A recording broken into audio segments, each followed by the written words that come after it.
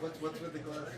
Well, I forgot I had them on, but now I'm gonna wear them just this casual Friday until she comes out. Okay. No problem, right? Yes. Like when I'm at That's really neat. I went back and forth for a while, and I was like, why am I going back to Florida to take a job? Oh, no. You should definitely take your job, and then if a year from now you decide this was a mistake or you want to move on to something else, it's okay. Keep on the resume. You did a successful year. I once had a job where I had to be in at 7 a.m. downtown Manhattan on a training floor. I said, well, and it's a rough job. I said, I have 6 months of this. That would be great. I said to myself, I spent 2 years there. I mean, It hasn't closed in like 40 minutes. Yeah. No, it's fine. But I'm saying, that's what I said to myself. You know, it'd be a tough year. You're young, you don't have all the responsibilities. If that door won't close, check that strap on the No, we tried. Just leave alone, because it was still around. Wait, we gotta get out. the bag, the strap, that bag might be right out. I know, right?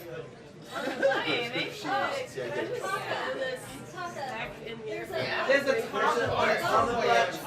There's a toggle on it. Where is it? Here, I got it. It used to be a piece up top. So 2 weeks now. It used to be a piece So right you here. travel, you have to really travel much harder. Yeah, sure. Save these moments. It's Sherry's fault. It's Sherry's Look fault. back on Yeah, Sherry, what the heck? That was your bag? Yeah. Come on, This will be like, yeah. Yeah. I think that's a good solution. This, yeah, that's good. No battery. Just go back and Wire. either that or it's a dad You had thing. said it was a Boy Scout thing. A dad thing. A football thing I am not buying. She's That's thinner just, than you're trying to talk about playing football. Yeah, it's a dad thing. This is a challenge. Yeah, no big deal. Yes, it's like the stuff from if you're listening. Well, it used to be there were cameras in every one of these. You couldn't, it was just, 76 people with 6 cameras, but it'll work. Wow, that's amazing. The kid stringers unavailable. I will do a little.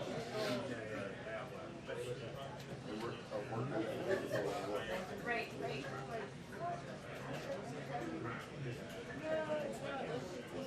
Oh, is it?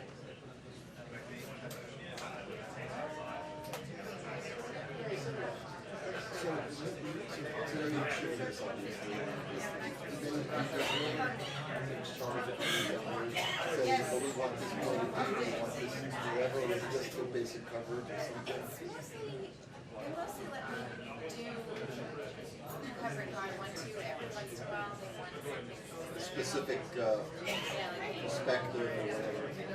but not so much, although I'm only doing this 2 yesterday. But there's just been a couple where it was like we need a really tight headshot. Right. So let me ask, is there like a little office and a little cube and a little like desk about this wide? My desk is actually, it's much better than in there. Okay. Regular size desk. That's very nice. Yes. But we are all in there. Okay, someone on the White House know they can start tomorrow. Hi. I'll move wherever. I'm just daydreaming. I'm not going to do that. I'm trying to get the reflection from my Okay, go for it. Go for it. Trying to do it, yeah. Watch the green wire as you step over. Green wire. I'm really just here because there's a chair. That's the real reason. Sherry, you caused national security. I know, right? Put your back in. It's crowded today. Yeah, all right. So I'll move this way. Pretty Watch the awesome. green wire. I had some portraits yesterday of Clear. Yeah. We have full house of people there this morning. She went over to the other side. I'll be back in 10 minutes. Right. Really very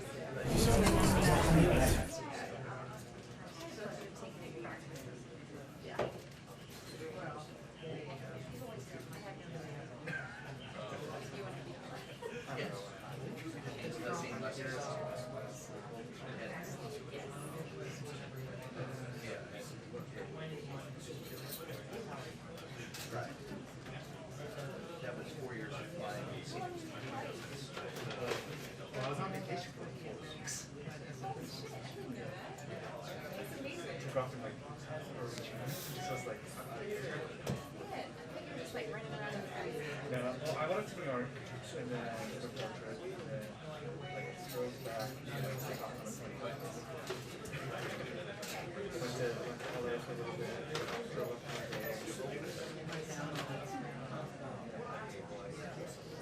where my mom had a very selfish up until I spent like 2 hours. She liked to catch That, oh, it's a computer and a watch. Just turn the brightness down. So, I read a picture.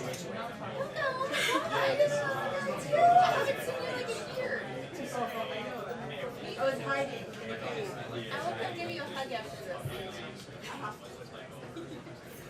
I like it. It's crazy, right? I like it. I'm trying to figure out what I'm doing.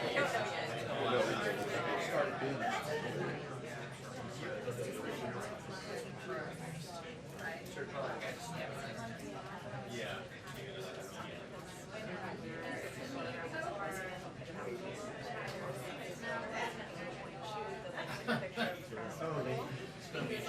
Patrick Lee. He's like, this is from our time. Patrick, tall guy, the senator. Patrick Lee. He's into photography. well, departure gathers at 2:10. Departures at 2:30. So unless they push that back, it's gonna be a short. Lawrence Jackson, his father-in-law. He's a what? Oh, okay.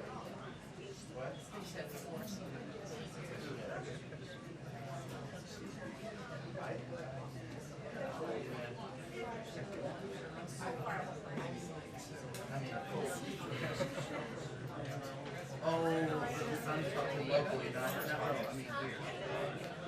Yeah, no,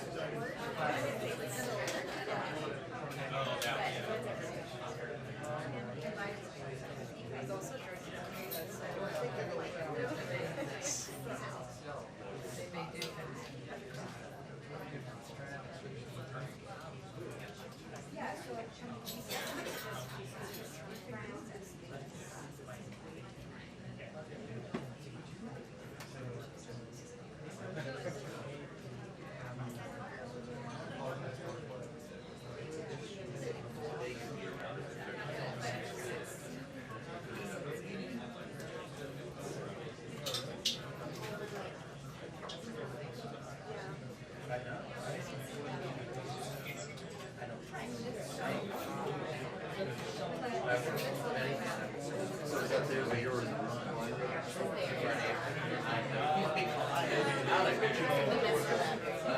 You know when they have it?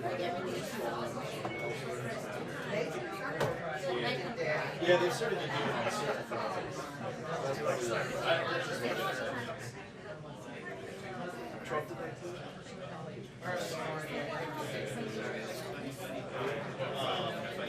We'll see.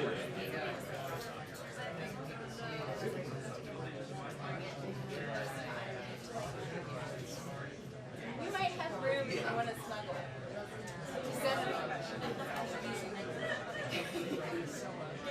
Never mind. You didn't like that idea, right? It's like room. Yeah, I think Like I still kind of, yeah, that's a definite. what was the exact reason for, was it just that they were doing But don't you think the big events with ongoing thing like you establish a vendor, you know? It's like every single item that you gotta bid for photography, take the agent's order from there. Maybe not. Otherwise it gets crazy. Every little, I want a filter, I want a $72 filter. You establish the vendor, the approved vendor, they allow me to order from them. Maybe I'm not an expert in that, but I've gone through some of this. I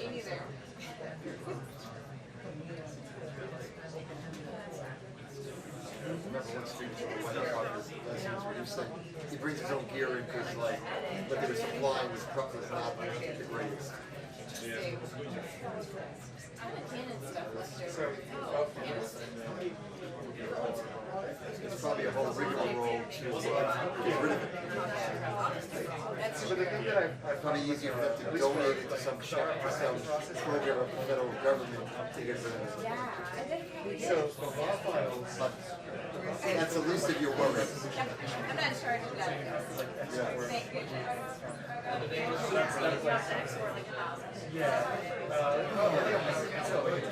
You ever talk to, I can check it out, but not really. No, not today. Like her feedback is she leans a lot. And when she leans, you didn't put your feet over like this, so it's like a picture like this. Sometimes if it's out of focus background, I'll flip it like 10 or 20, 15 degrees, because the background you can't tell that it really just changed the photo and made her straight as opposed to it's like this. Right. I haven't really got like a interaction yet. Eventually, you'll get noticed. I'm telling you, this is going to be a year. Documents it all. Keep a diary. I should. You're so right. I really should. It's just such a special, not necessarily going to repeat the experience. Yeah, I think that's true. Guys, we need to return to your book. I don't know about that. No, this may be a little while. You have to first succeed at this, which I'm sure you will. Oh my goodness. I don't know about that. No, you don't know now. Gather the materials, then later on you make a decision. Yeah. You don't have to do editing, it's just, you know. Dozens, 6 of them over each other. New faces. Yeah, there's definitely a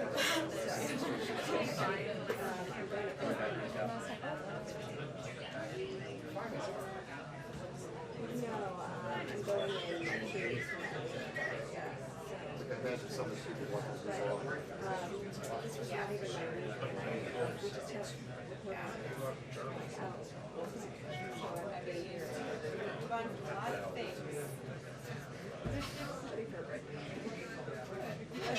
you can walk around the room, it's not like a subway rush hour in New York. I mean, that's administration of the airport. If you've been out there, you've done a departure or arrival.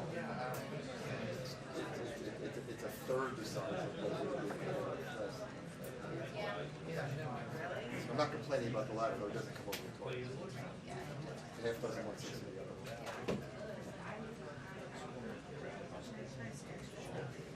You okay? See you again.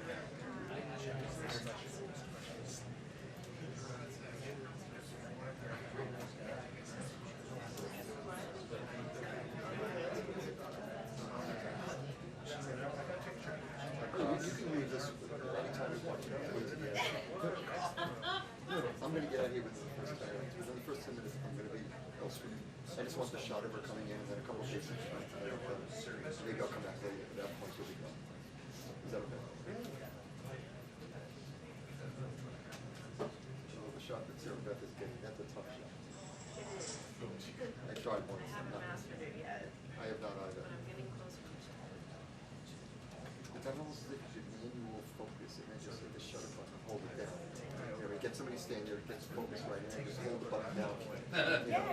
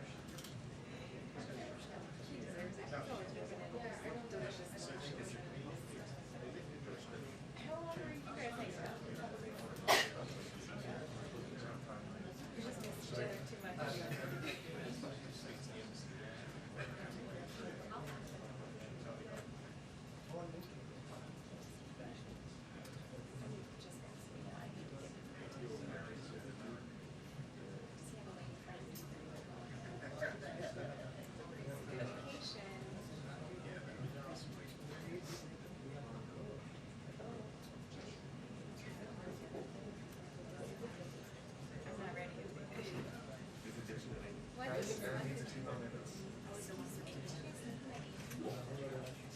someone said they should postpone it to 1:15. Not that that will be on time.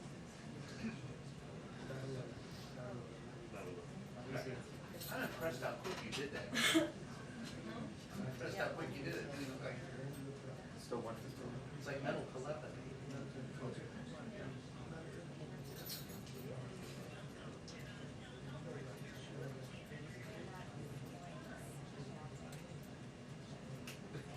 So was that your device that you used? Yeah. I just copied on like every email that ever gets sent. Welcome to corporate America. I guess so.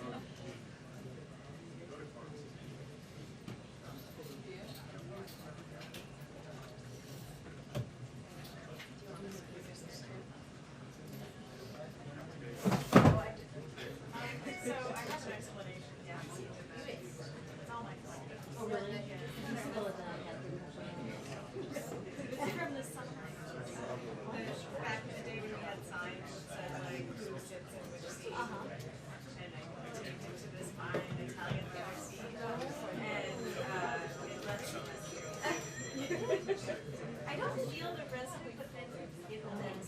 So you think only these seats?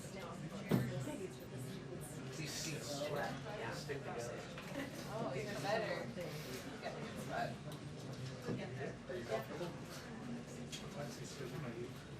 If you put it on the counter, put your camera on the counter and then just figure out to shut it.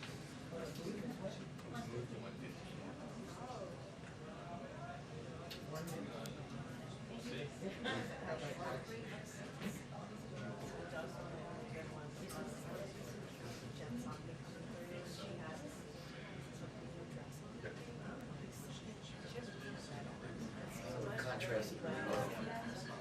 Yeah, last time I did, she was wearing all navy, it blended into the background.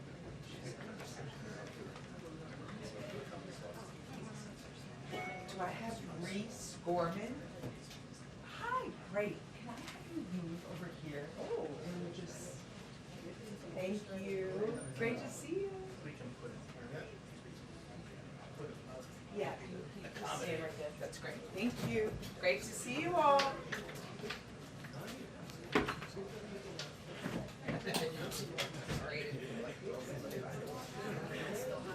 One of their call. And I should have, because it would have been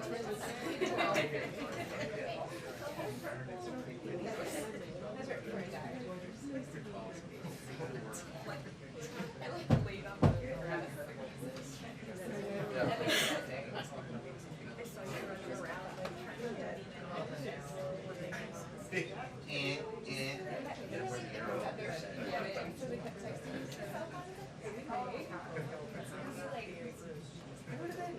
Doors. Oh, go take it to the back of the stage. Oh, go to Lemonade Stand. Like everything is like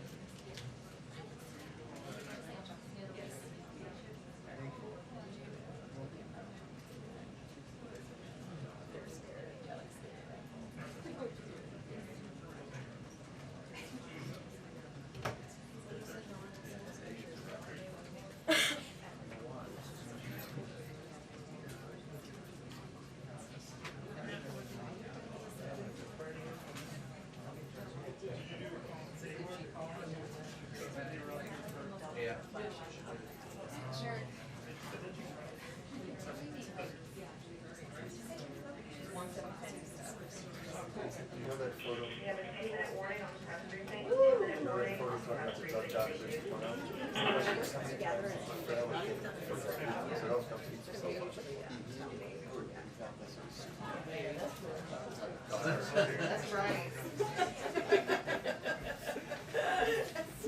Yeah, exactly. If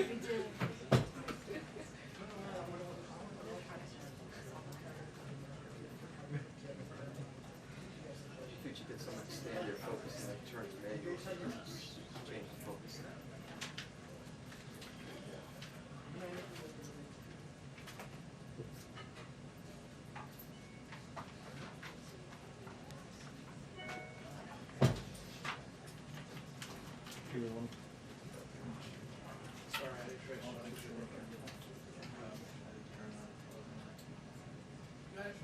I got it. Thank you very much.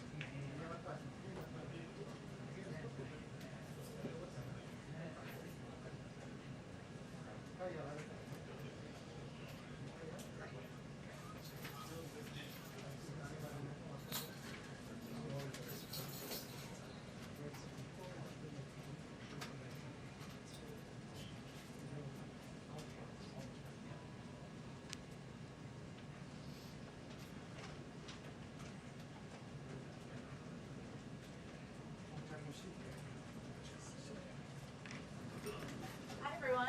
Jen? Happy Friday. Friday. Ryan Karam's got some sunglasses on. Everybody's ready for the weekend.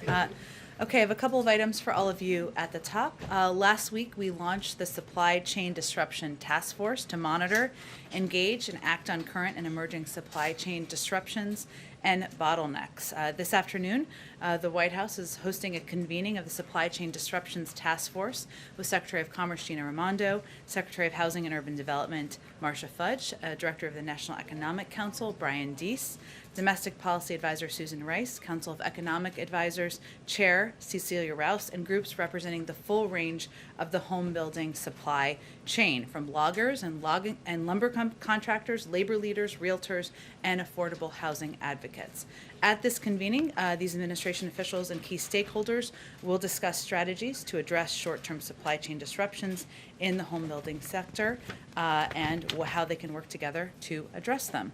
I also wanted to note that yesterday, senior White House officials led by Susan Rice and Julie Rodriguez launched the Community Violence Intervention Collaborative announced by the President on June 23rd as part of his comprehensive plan to reduce gun crime.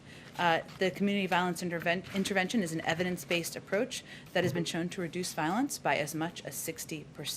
CVI prevents gun violence and crime in communities around the country before it happens by intervening in disputes early and connecting potential perpetrators and victims with services and support to divert them away from crime. It's an approach that's been embraced by an increasing number of law enforcement leaders nationally, as well as by mayors of both parties in cities around America. So this will be an ongoing initiative. Also wanted to give you an update. I noted earlier this week that there have been 2 million people who now have access to affordable health care thanks to the reopening of the special enrollment period. Yesterday, we launched a summer sprint coverage campaign, leveraging robust paid media, increased community outreach, and more to get Americans signed up. The President is urging Americans who need health insurance to visit healthcare.gov or to call 1-800-318-2596 if they would prefer to enroll today. We'll keep talking about this quite a bit until August 15th, which is the end of the timeline. I also have promised you that I would give you updates on interesting initiatives we're taking to reach people, meet people where they are as it relates to getting vaccinated. So on Saturday, NASCAR will host the Get Vaccinated 200. They'll have vaccines on site and will be encouraging vaccinations. This is the type of whole-of-country approach that is reaching people in convenient locations with messengers they trust. Finally, a quick week ahead. On Monday, the President and First Lady will welcome Their Majesties King Abdullah II and Queen Rani of Jordan and His Royal Highness Crown Prince Hussein to the White House. Their Majesty's visit will highlight the enduring and strategic partnership between the United States and Jordan, a key security partner and ally of the United States. It will be an opportunity to discuss many challenges facing the Middle East and showcase Jordan's leadership role in promoting peace and stability in the region. On Monday, the President will also deliver remarks on the economic recovery and the progress made under his administration, taking the country from 60,000 new jobs per month to 600,000 new jobs per month, and from 1% of Americans vaccinated to more than 2/3 of adults with at least one shot. He'll explain why his rescue plan has helped us get here and will continue supporting Americans throughout the year, and why we need the infrastructure agreement and his Build Back Better plan to sustain that growth in years to come while keeping inflation in check for the long term. On Tuesday, the President will hold his second cabinet meeting of his administration, his first in the cabinet room. Get excited, everyone. And he looks forward to that. And on Wednesday, the President will travel to Cincinnati, Ohio to participate in a CNN town hall. With that, Alex, why don't you kick us off? I have a few questions on China and then one on the BIF. Can you talk a little bit? BIF is happening. Just know that. You made it happen. Can you talk a little bit more about the Hong Kong Business Advisory and the latest sanctions and what triggered those? And also, there have been reports that Wendy Sherman may tack a China visit onto the end of her Asia visit. Can you talk about what her goal might be with something like that? And does this mean that we're moving closer to, I know last month there was talk of a potential Biden-President Xi summit. Are we moving closer to that? Sure. Well, first, as the President said yesterday, the situation in Hong Kong is continuing to deteriorate, and we continue to see Beijing assault Hong Kong's autonomy and democratic institutions. We've seen authorities use the national security law to make politically motivated arrests. And we've seen a general deterioration of fundamental freedoms, which were guaranteed by an international agreement. So that's why the United States, we announced steps we're taking today to promote accountability and transparency. On the accountability front, the State Department announced earlier today 7 officials who were sanctioned for their actions threatening the peace, stability, security, and autonomy of Hong Kong. On the transparency front, today the U.S. government issued a business advisory, as you noted, Alex. I just wanted to give the full context for Hong Kong, which is intended to inform businesses and highlight the growing risk for those operating in Hong Kong. The bottom line is that businesses should be aware that the risks faced in mainland China are now increasingly present in Hong Kong. And as the President said last month, of course, we will not waver in our support for Hong Kong and all those who stand up for the basic freedoms. But as businesses are making decisions, and obviously they're making decisions themselves, we want them to be aware of the use of data, accessing of data inappropriately, of the restriction of information, and they should be aware of that happening in Hong Kong as well as in mainland China. And then Wendy Sherman and President Xi. Got it. In terms of Wendy Sherman's trip, I don't have an update on travel. We, of course, have been and continue to explore opportunities to engage with PRC officials. We've been clear we will engage in conversations at the appropriate level when there's an opportunity for them to be substantive and hopefully consequential.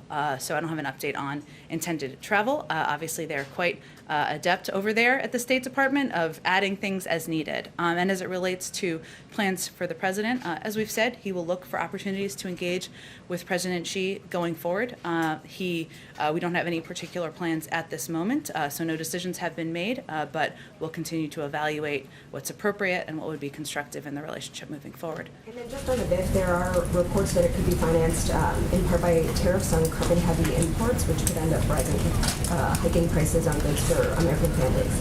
And is the White House open to that, or would that be a concern similar to the gas tax increase? There are ongoing discussions about the final components, of course, as we look to, and I know you are all eager to see bill language and legislative language, and of course, having discussions about the pay-fors are part of that. The president's bottom lines have not changed about the fact that any pay-fors cannot raise taxes on individuals making less than $400,000 a year, and anything that would impact that would not be something he would support. Go ahead. Follow up on, I can't believe we're calling it the BIF.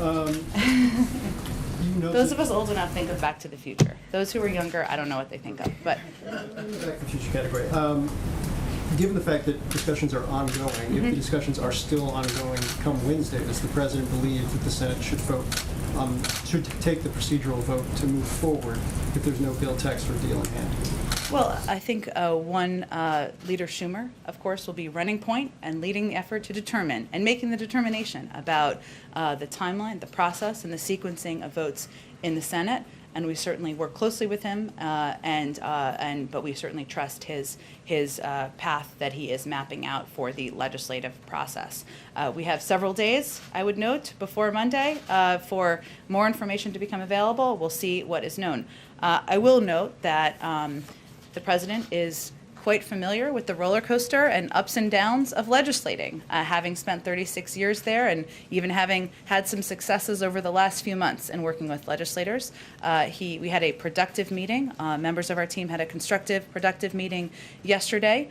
And I'd also note that there are a number of Republicans and Democrats who feel the same in terms of the path forward. Senator Portman said, we're going to get it done, and that we'll end up with a good package. Senator Cassidy said he did not feel squeezed by the timing. Senator Romney affirmed things were going in a good direction. We certainly understand the ups and downs. No one better than the president. That's the period of time we're in at this point. And just, you went through kind of the top line details of this yesterday, but can you elaborate a little bit on the Facebook, the administration to Facebook, flagging of disinformation, and then there's also some reporting that we've had that Facebook maybe hasn't been as proactive as the White House would like it to be in response to some of the flagging. So the process of how the flagging works, and then whether Facebook has been amenable to those requests. Sure.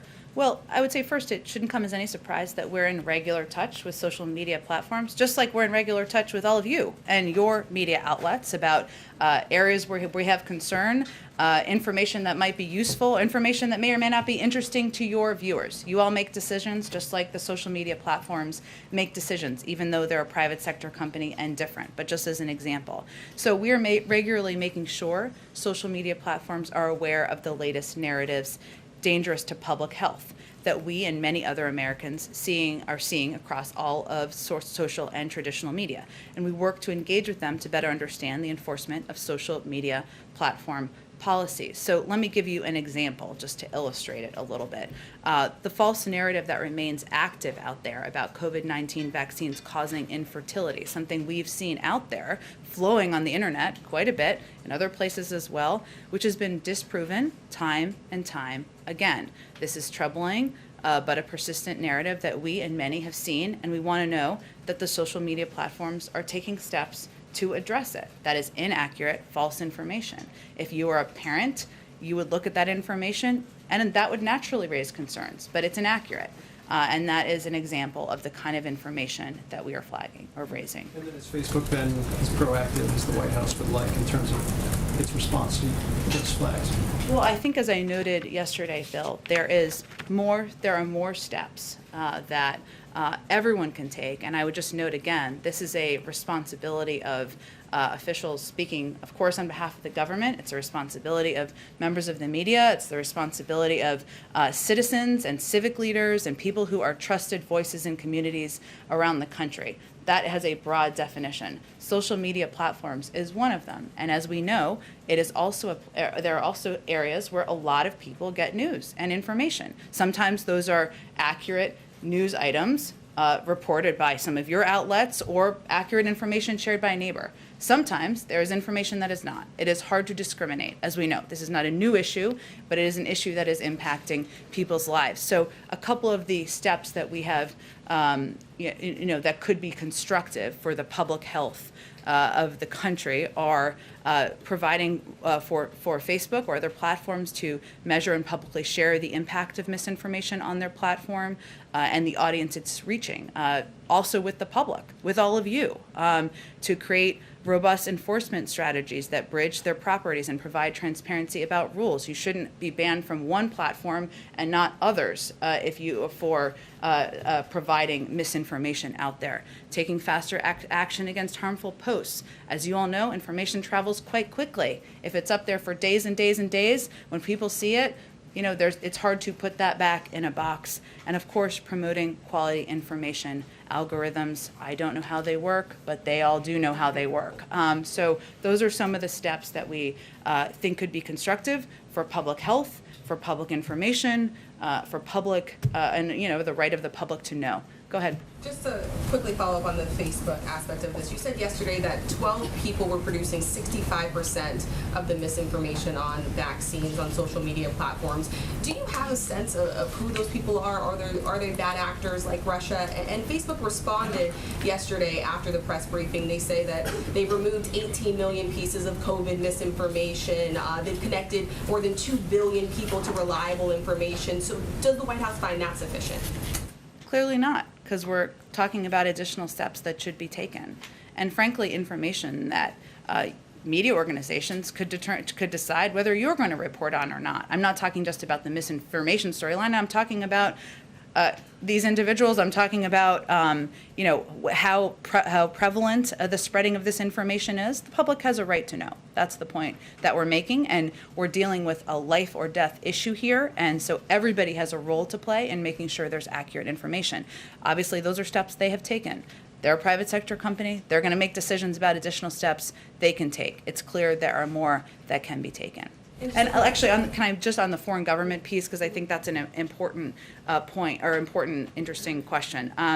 The State Department's Global Engagement Center has found that Russia and China have promoted their own vaccines through messaging that undermines Western origin vaccine development programs. So, that is more than just competition about vaccines. The risk and impact there is that this type of information magnifies the risk of potential side effects associated with Western vaccines. This is what the information, some of this misinformation is doing, and misleads the public by falsely alleging that mRNA vaccines are untested and thus risky, even though many of them are approved and have gone through the gold standard of the FDA approval process. So the PRC, for example, has also suggested that the United States hoards COVID-19 treatments and prevents other countries from acquiring vaccines, despite evidence to the contrary.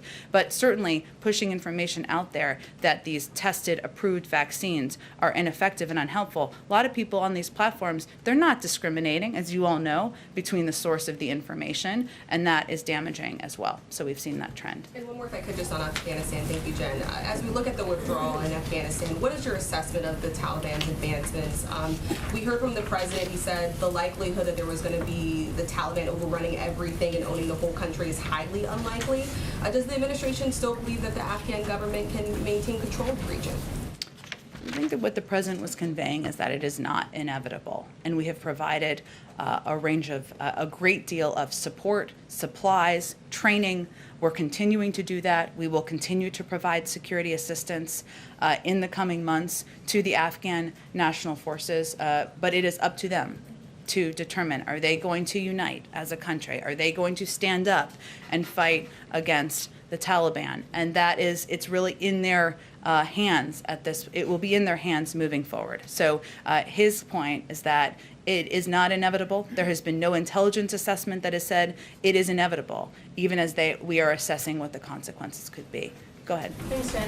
When you talk about misinformation, it seems like one of the best ways to counteract some of the vaccine misinformation that's out there would be for the FDA to fully authorize these vaccines, put the full weight of government approval behind the vaccines. But now we're hearing that may not happen until January 2022 or even later. Is the president comfortable with that timeline?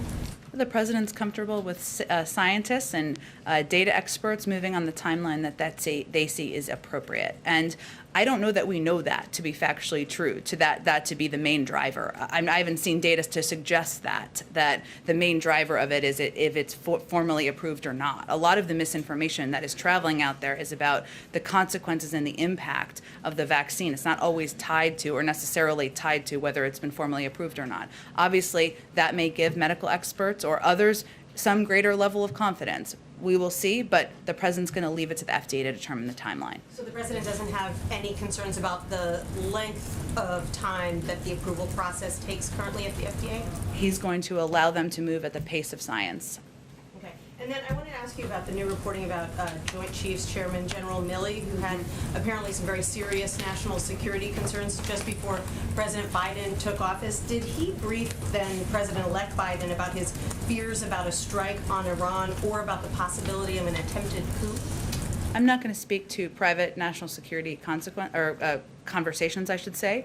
Obviously, the president had many conversations with General Miller during his time in his role, and most of those, or none of those, do we read out. I will say that he strongly respects General Miller. As you know, he had the opportunity to sit down with him on Wednesday, thank him for his outstanding leadership of the Resolute Support mission, including overseeing the vast majority of our drawdown from Afghanistan, which is a particularly vulnerable period for our troops. How close does the president think we came to a possible war with Iran or an attempted coup here at home? I'm just not going to speak to intelligence matters from here. Go ahead. Thanks, Jen. First on COVID origins, is the White House worried that China continues stonewalling the World Health Organization investigators and now is saying things like they think maybe COVID-19 got into China through frozen food? We are certainly continue to be concerned, Peter, about misinformation coming from voices in China about certainly the origins, their lack of participation in the process, their lack of willingness to provide data and information to the World Health Organization. As you know, we are undergoing our own process here, our 90-day review here, but certainly the Chinese providing information, being a participant in the process, would aid the effort. And then speaking of misinformation and the announcement from yesterday, for how long has the administration been spying on people's Facebook profiles looking for vaccine misinformation? Well, that was quite a loaded and inaccurate question, which I would Inaccurate refute. how? Well, Peter, first of all, as you know, we're in a regular touch with a range of media outlets. And we expect that the White House is watching let me Fox, finish. but As nothing we people are post on Facebook. as we are in regular touch with social media platforms. This is publicly open information, people sharing information online, just as you are all reporting information on your news stations. But, okay, so these 12 people who you have on a list, 12 individuals, do they know that somebody at the Surgeon General's office is going through their profile? I'm happy to get you the citation of where that comes from. There's no secret list. I will tell you that these are people who are sharing information on public platforms on Facebook, information that is traveling, is inaccurate. Our biggest concern here, and I frankly think it should be your biggest concern, is the number of people who are dying around the country because they're getting misinformation that is leading them to not take a vaccine. But young people, old people, kids, children, this is all being, a lot of them are being impacted by misinformation. the big concern, though, I think, for a lot of people on Facebook is that now this is Big Brother watching you. They're more concerned about that than people dying across the country because of a pandemic where misinformation is traveling on social media platforms. That feels unlikely to me. If you have the data to back that up, I'm happy to discuss and it. just about things that are on Facebook, I looked this morning. There are videos of Dr. Fauci from 2020 before anybody had a vaccine, and he is out there saying there's no reason to be walking around with a mask. So is the administration going to contact Facebook and ask them to take that down? Well, first, I think what Dr. Fauci has said himself, who's been quite public out there, is that science evolves, information evolves, and we make that available in a public way to the American people. Exactly. I have never seen any data to suggest that that the vaccines cause infertility. That is information that is irresponsibly traveling. Okay, Just one more. Sorry, excuse me. Just one more. Okay, about the science evolving. Facebook used to block people from posting that COVID may have originated for a lab. That is something this president now admits is a possibility. So is there any concern that things you are trying to block or have taken down might someday turn out to be... We don't take anything down. We don't block anything. Facebook and any private sector company makes decisions about what information should be on their platform. Our point is that there is information that is leading to people not taking the vaccine, and people are dying as a result. And we have a responsibility as a public health matter to raise that issue. And the responsibility we all have, the government, media, platforms, public messengers, to give accurate information. Go ahead.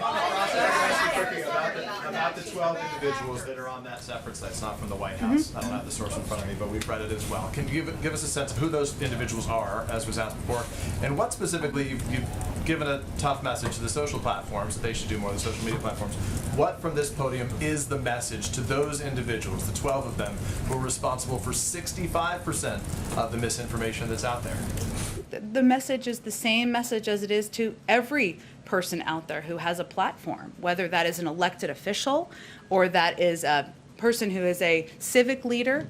The vaccines are safe, they are effective. If people take them, they will save their life in many cases. And so our message to everyone who's sharing misinformation is that the steps you're taking are irresponsible. They could lead to people getting very sick and people ultimately losing their lives. Why don't we all participate in a process that will help provide accurate information out there? Has the White House participated in any direct contact with these individuals, given the impact they're having through any avenue to try to say, knock it off? No, and I'm happy to get you guys the data on where we got that information, where the public, it's a publicly available data. We'll get you the citation is what I mean. Let me ask you if I can then about some of the other numbers as they relate to COVID right now. Obviously, due to the Delta variant, COVID cases are up sharply right now. Testing is down right now. How concerned is the White House that this variant, COVID in general, is much more widespread than we're aware of publicly at this time?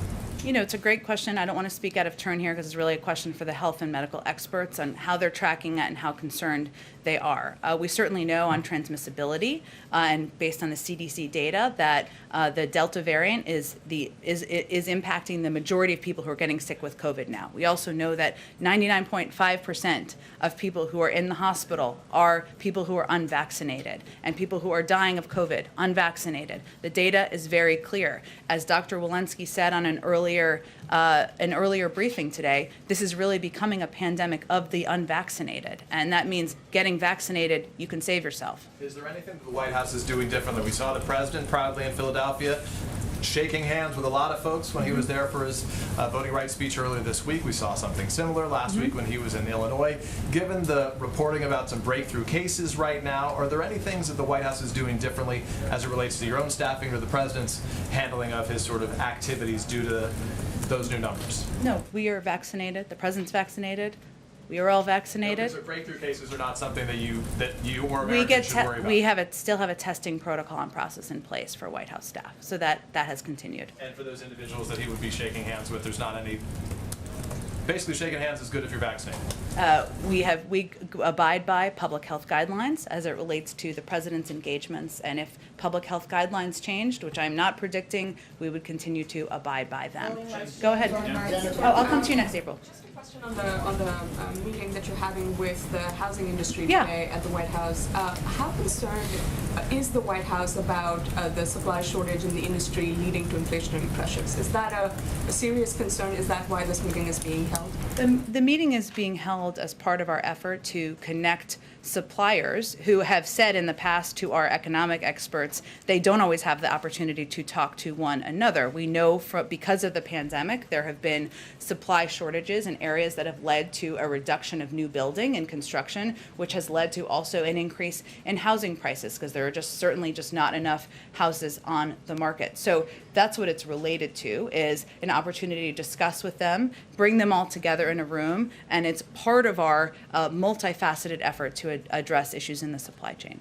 And one on Cuba, the president did say yesterday that the United States is trying to reinstate internet access for Cubans, and I was wondering if the White House or the administration has reached out to U.S. tech companies, I mean the Googles of the world, to help with that effort. So it would really be led, that effort would really be led by the State Department and other appropriate entities within the federal government. As the president noted yesterday, returning internet access to Cuba would certainly be something we'd love to be a part of.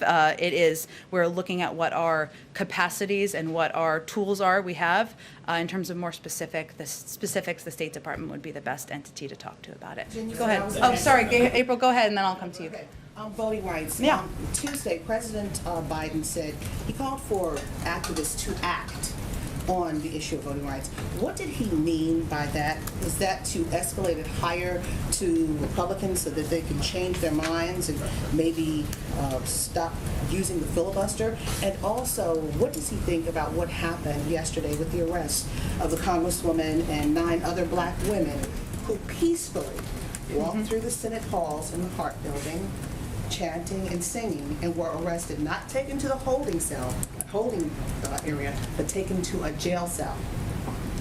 Well, April 1st, what he meant by speaking out or having your voice heard, or the range of ways he said it, is that in order to make change happen in Washington, often you need to create a grassroots movement that's led by the American people. And it's not just about whether the minds of 10 Republicans can be changed directly by a phone call from a president.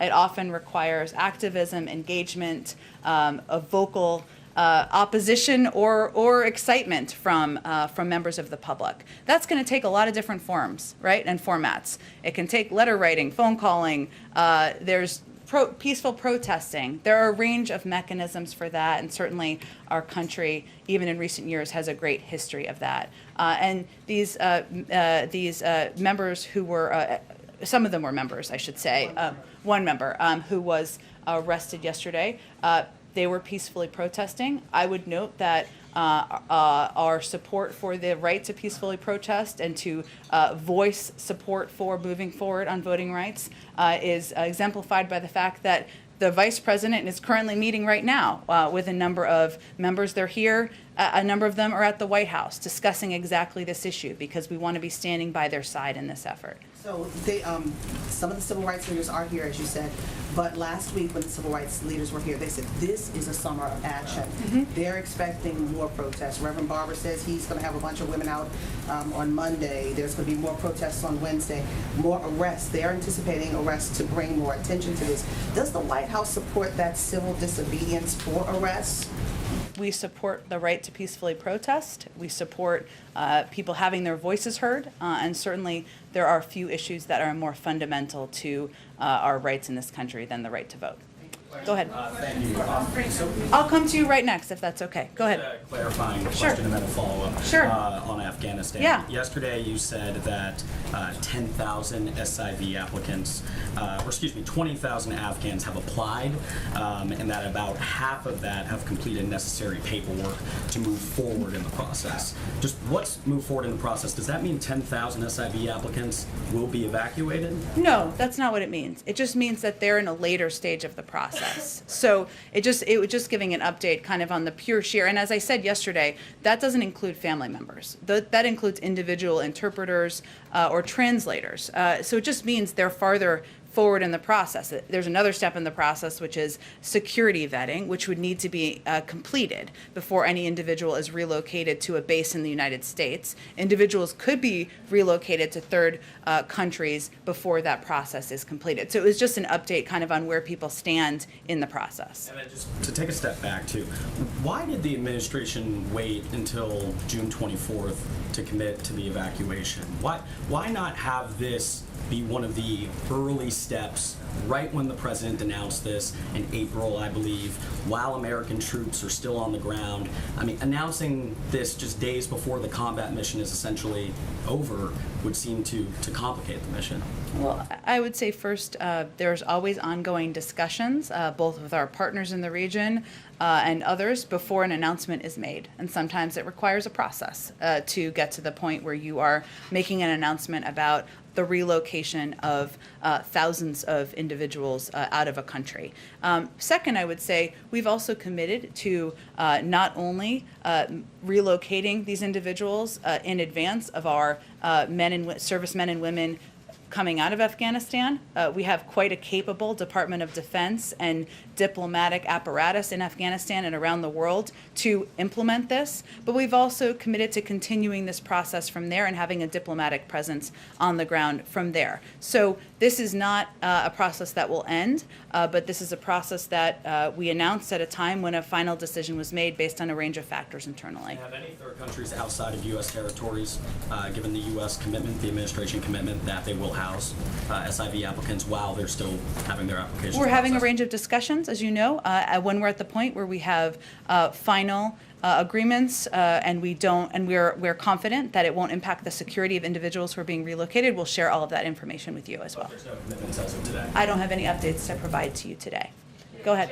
Oh, I'm sorry. Go ahead. Yes. So, what can Africa expect from this administration in terms of its engagement in helping solving some problems that we are having right now? For example, Angola is fighting corruption, and also, can we expect some revision in the sanctions in Zimbabwe? I don't have any update for you on considerations around sanctions. I would point you to the Department of Treasury or the Department of State on that. We, of course, will remain deeply engaged with our African partners on a range of issues, whether it's corruption or facing and fighting the COVID pandemic or economic opportunity and development. And I would note that we have a number of leaders high up in the government, including our UN ambassador, Linda Thomas-Greenfield, who has spent quite a bit of time working with leaders in the region and playing a front and center role for the United States government. But in terms of specifics on Zimbabwe or Angola, I would point you to the State Department. Regarding misinformation, do you have any data that shows that children have been affected by misinformation? And how do you see we should educate children about these issues? Because I'm working on a show that will inform little kids about many different things, and I'm also concerned about misinformation. So in your research about misinformation, is there any misinformation affecting children as well? That's a really interesting question. I don't have any data at my fingertips. I will reiterate that, of course, children are not eligible under the age of 12 yet for vaccines in the United States, and decisions about the health of children, as a parent myself, would obviously be made by the parents in coordination with doctors. But I would say there's no question that when there's information, the example I gave earlier about the impact on fertility, which is inaccurate and false, which is still traveling around the internet. If you're a parent, that would give you pause if you think that is accurate information about your child and about your child getting vaccinated. So that's an example. I don't have data, but just an example that could be applicable. Go ahead. Yeah, thank you, Jen. I had a question about the direct funding to states and cities from the American Rescue Plan, Sure. the $350 billion.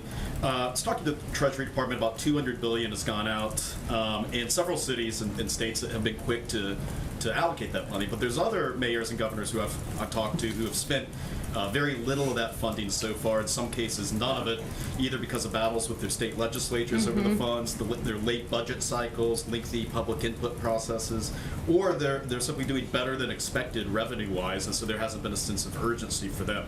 And so my questions are, does it concern the White House that some places haven't gotten their money out quicker?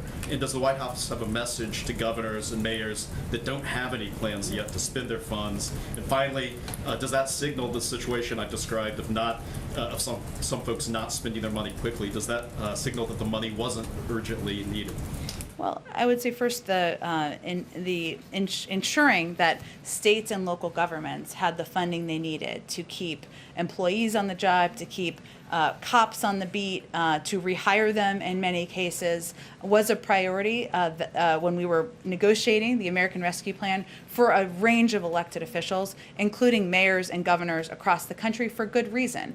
It sounds like there's some different case-by-case scenarios that have made it more challenging in certain governments and localities. We have an entire team here and at the Treasury Department that works closely with them. It may be most constructive for you to talk directly to them, either Jean, Sperling or Jacob Liebenluft about different issues that are happening in different cities or Do you have states. confidence that money is being well spent and that they're going to get it out to address what you identified as a problem for cities and states? Absolutely. And there is, of course, a range of options that cities and localities have for using the funding. And we wanted to provide that flexibility on purpose because one city or town or state does not fit all. One size doesn't fit all, I should say, for cities, towns, and localities. That was important, that flexibility. There are still restrictions on how it can be used and how it's implemented. We obviously also, which is not what you're asking, but I'm just going to reiterate, take waste, fraud, and abuse incredibly seriously. The president is Sheriff Joe in his heart and forever. So that's something we watch, but I would say it might be constructive for you to talk to them directly about the implementation piece, and I'm happy to connect you directly. Go ahead, Karen. Jen, vaccination rates are actually going up in the 5 states that have the highest case rates right now. What does the White House think is driving that, and what is being done there that the administration could apply to other hotspots? Yeah, Karen, and I know this was announced on our COVID briefing. For those of you who were not on it, in the past week, the 5 states with the highest case rates, Arkansas, Florida, Louisiana, Missouri, and Nevada, had a significantly higher rate of people getting newly vaccinated compared to the national average, which we obviously see is a good sign. And in the last 10 days, 5 million shots have been administered and millions got their first shots. It's hard to pinpoint one particular piece, but what I would say is that we're continuing to work to apply the lessons we've learned over the last few months. The biggest issue far and away is access, and that means something different in different communities. In some communities, it is ensuring that people know that they can take time off of work.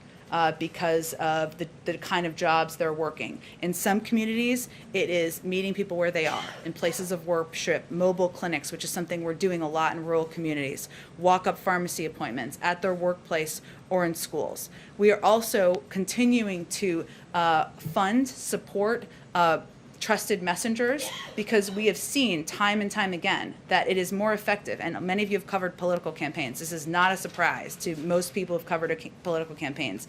Trusted messengers are people in communities. They are neighbors. They are civic leaders. They are clergy. They're not always the president of the United States. Sometimes it is, but and they are medical experts. And so we are continuing to support those efforts. We think that all of those have been effective.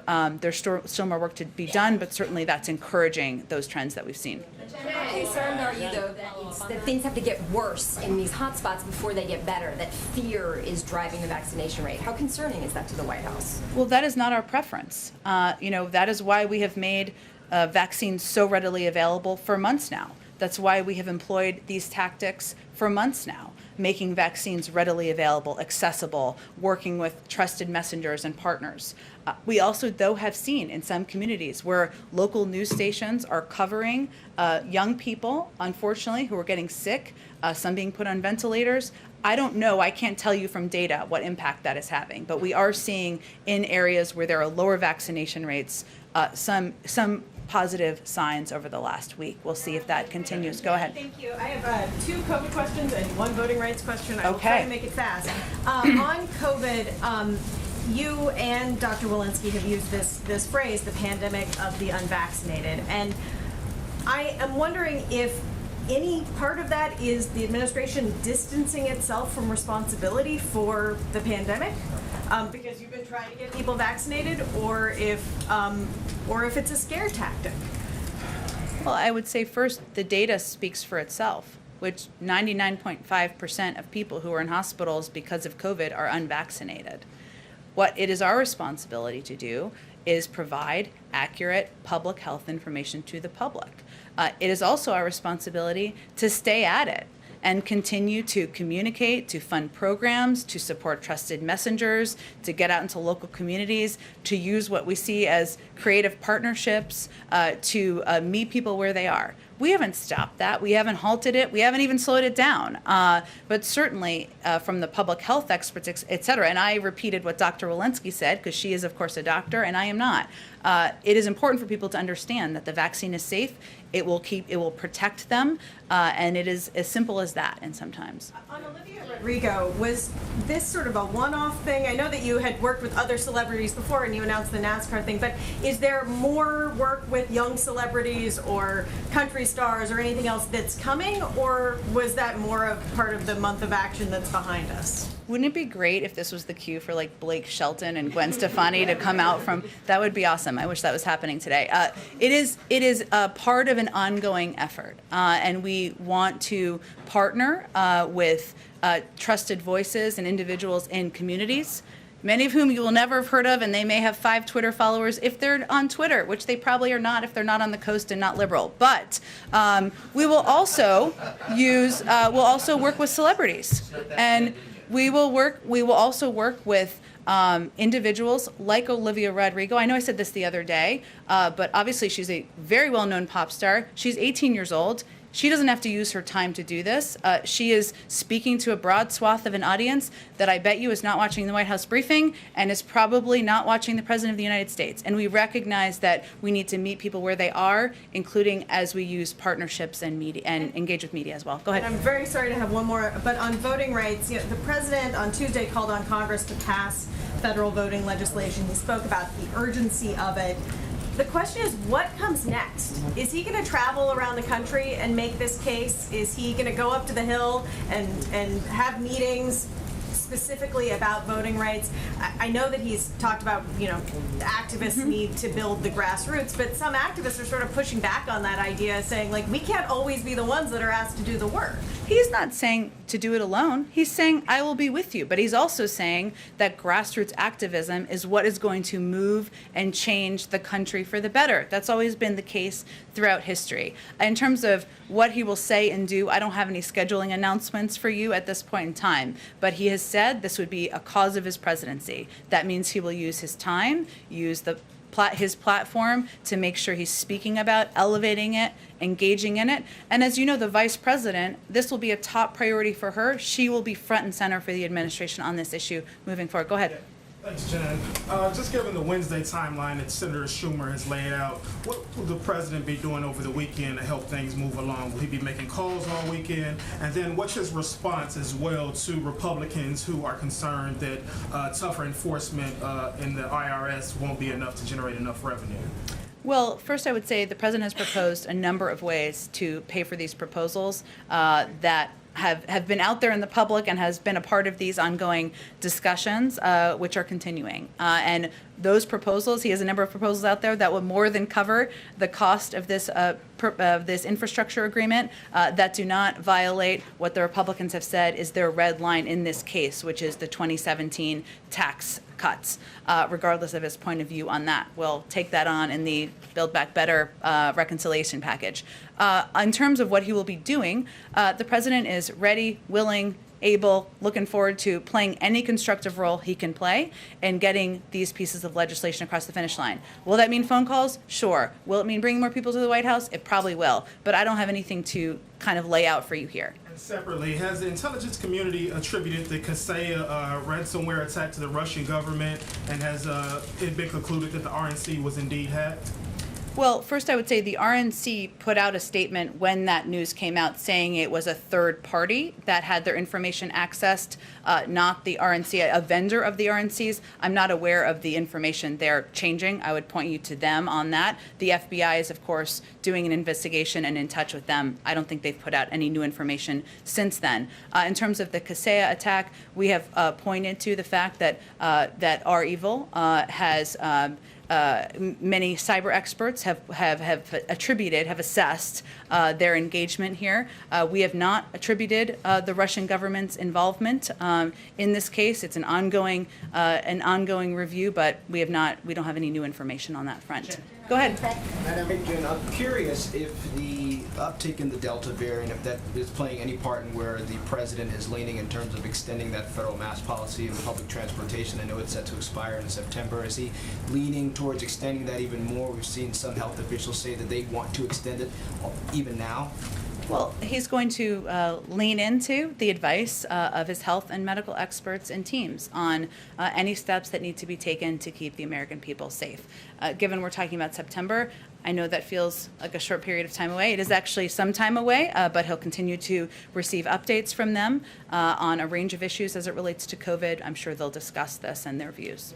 And on that same note, he said yesterday that he's going to take into consideration some factors before he talks about what will happen with the European travel ban. Is that going to play a part into that with the Delta variant coming up? Well, as it relates to the travel ban, we certainly know we've made important progress in the pandemic. We'll continue to put public health first. The president, all decisions about reopening international travel will be guided by our public health and medical experts. There are ongoing working groups that are having these discussions to keep open lines of communication. He will be receiving an update soon, I believe, if not today, then in the coming days on where things stand. But we must be vigilant, particularly about the spread of variants. We'll reopen when health and medical experts expect it is safe to do so. Go ahead. Thanks, Jen. Does the president plan to reappoint the Fed chairman to another term? I have no announcements or pronouncements on the Federal Reserve Chair or any other personnel to convey to you today. For that decision? I don't have a timeline to project. I know that there's a timeline for when the when his services will need to be reviewed or determined. Go ahead. Let me just get around. Go ahead. I had a question about Belarus, if I may. The Sure. Belarusian opposition leader, Svetlana Tikhanovskaya, will be in Washington next week, and she said she would meet high-ranking officials. I was wondering whether you had details about that. I don't with me. Let us get it to you after the briefing. Members of the National Security Team or the State Department, was she more specific, or just people from the U.S. government? She just said high-ranking officials on Twitter. Okay, let us get you more information after the briefing. Reese, who's our special guest from, tell us where you're from. Who's not been, have you been here before? I've never been here before. Okay. Dun dun dun. Welcome. Welcome to the super. Thank you. So my question is really just about, we kind of touched on the vaccination rates in like rural counties, especially in Oklahoma. We're seeing a significant rise in COVID cases. Is there any specific plans that the administration has to help increase vaccination rates in these rural counties that really these people don't have any intentions of even getting the vaccine? Well, we've talked about this a little bit, but what we're doing in rural communities is employing a number of the tactics that we've seen work around the country. So we know access is a huge issue in rural communities because people may not live near a pharmacy. They may not know still where to get a vaccine. We certainly understand that. So part of what we're trying to do is deploy and make sure we're expediting our deployment of mobile vaccine units to rural communities to bring the vaccine to people where they are and where they live, to make it as easy as possible. And so this work is going to continue person to person, community to community. We're also working with a range of trusted partners locally. People may not have heard of. Those are also very important trusted voices, but also groups like the National Rural Health Association to make sure that we're deploying effective tactics that they think will work to get vaccines out to communities and meet people where they are. We've talked about it a little bit here, and obviously these states have a combination of rural and city communities, but there are states like Arkansas, Louisiana, Missouri, where there are large rural communities where we have seen an uptick, which is in terms of getting vaccinated higher than the national average. That's a positive sign. We'll look at that and apply those tactics other places in Oklahoma to make sure we're continuing to go community by community and meet people where they are. Go ahead. Following up on that, I know the administration has said they're not interested in any sort of federal mandate. Do you encourage, though, employers to require the vaccine for their employees, or state and local? I know there's a little bit of discussion about local governments. Is the White House encouraging others to require the vaccine of their employees or their residents? We know that some employers, hospitals, health systems, colleges, universities, local leaders have chosen to take this step, and we expect others to do so as well. But our role we're playing from here is continuing to go community by community, person to person, making sure we are meeting people where they are to get the vaccine out. We believe that local communities, entities, organizations are going to make decisions about what they need to do to keep their community safe. And what about for federal workers or members of the military? I don't have anything new to report on that. Go ahead. Question. The Justice Department Inspector General's report on the FBI handling the Nassar case, that's the latest embarrassment in a string of embarrassments for the FBI this summer. Does the President have complete confidence in Christopher Wray? And what is the administration's message to people who see this bungling and want to know if the FBI is up to task with ransomware, domestic terrorism, and other threats? Well, first, I would point you all to the expansive statement that was put out by the FBI in response to the Inspector General's report. Second, yes, he has confidence in Christopher Wray.